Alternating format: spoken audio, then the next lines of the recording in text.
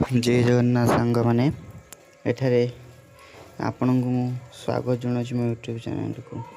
ଏଠି ଦେଖିପାରୁଥିବେ ଶ୍ରୀ ସିଦ୍ଧ ବଳରାମ ମନ୍ଦିର ଢେଙ୍କାନାଳର। ଏହି ମନ୍ଦିରରେ ଯେତେବେଳେ ଯାଏଁ ଏହି ରଥକୁ ନ ଗଡ଼ିଛି ପୁରୀ ଶ୍ରୀମନ୍ଦିର ରଥ ଗଡ଼ିବ ନାହିଁ।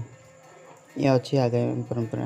ଆଉ ଗୋଟେ ରହସ୍ୟ ହେଉଛି ଏହି ମନ୍ଦିରର, ଏଥିରେ ଯେଉଁ ଚତୁର୍ଦ୍ଧା ବିଗ୍ରହ ଅଛନ୍ତି ସେ କେବଳ ବ୍ରାହ୍ମଣ ଭିଡ଼ିଲେ ହିଁ ଯିବେ, କାରଣ ଆଜି ବ୍ରାହ୍ମଣ ଭିଡ଼ି ନାହାନ୍ତି।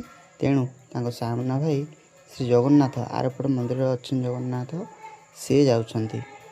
ଆଉ ଏଠାରେ ସେ ରାଜା ହିସାବରେ ଅଛନ୍ତି। ଦେଖିପାରୁଥିବେ ତାଙ୍କର ହାତ ଗୋଡ଼ ଅଛି, ହଳ ମୂଷଳ ଧରିଛନ୍ତି। ଏଠାରେ ଶ୍ରୀ ସିଦ୍ଧ ବଳରାମ, ମାତା ସୁଭଦ୍ରା, ଶ୍ରୀକୃଷ୍ଣ ଏବଂ ରୁକ୍ମଣୀ ଅଛନ୍ତି। ଏଠାରେ ଚାଲିଛି ଶ୍ରୀ ସିଦ୍ଧ ବଳରାମଙ୍କର ମହାଦୀପ, ଏକାଦଶୀ ମହାଦୀପ ଭୋଗ ଯାଇଛି। ତାପରେ ହେବ ମହାଦୀପ ଦର୍ଶନ। ଦେଖିପାରୁଥିବେ ପୋହର ପକା ହେଇଯିବ, ପୋହର ପକା ହେଇକି ଭୋଗ ଚାଲିବ। ଦେଖନ୍ତୁ ଆପଣ, ଦେଖନ୍ତୁ ତାଙ୍କର ନିଶ ଅଛି, ଦାଢ଼ି ଅଛି। ତାଙ୍କୁ ଚନ୍ଦନ ଯାତ୍ରା ଚାଲିଛି ତ, ତେଣୁ ଚନ୍ଦନ ମୁହଁ ଯାକ ଓଳା ହେଇଛି।